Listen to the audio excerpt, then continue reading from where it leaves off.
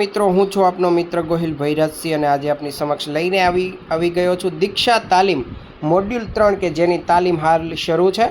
દીક્ષા એપમાં આપ આ તાલીમ લઈ શકો છો. એનું મોડ્યુલ 3ના કોર્સ 2નું સોલ્યુશન આજે આપણે આ વિડીયોમાં જોવાના છીએ. ચાલો શરૂઆત કરીએ. રચનાત્મક મૂલ્યાંકન. પહેલો પ્રશ્ન છે, નીચેના વિધાન સમજી રચનાત્મક મૂલ્યાંકનનો હેતુ નક્કી કરો. તેનો હેતુ છે વિદ્યાર્થીના અધ્યયનમાં સુધાર લાવવાનો. બીજો, રચનાત્મક મૂલ્યાંકન દ્વારા નીચેનામાંથી કઈ બાબત જાણી શકાય? તો કે ઉપરોક્ત તમામ વિદ્યાર્થીઓ કેટલું શીખ્યા, એની શીખવાની ક્ષમતા કેટલી છે, વિદ્યાર્થીને કઈ જગ્યાએ મદદની જરૂર છે. આ 3 છે એ આવશે, એટલે કે ઉપરોક્ત તમામ આવશે. રચનાત્મક મૂલ્યાંકન બાબતે નીચેનામાંથી કઈ વાત સાચી નથી? બરાબર. અથવા રચનાત્મક મૂલ્યાંકનમાં બાળકોને શીખવાની પ્રક્રિયા પર વિશેષ ધ્યાન આપવામાં આવે છે. બરાબર. તો આ 4 ઓપ્શન છે તમારી સામે.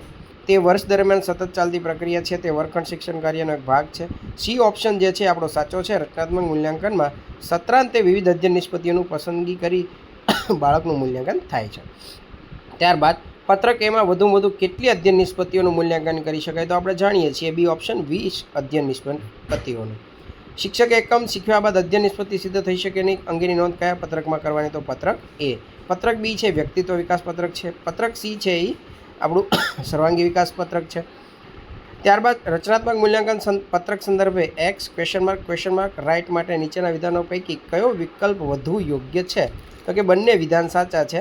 માત્ર એક વિધાન સાચું, માત્ર 2 વિધાન સાચું. તો એમાં બંને વિધાન સાચા છે એ જવાબ આવશે.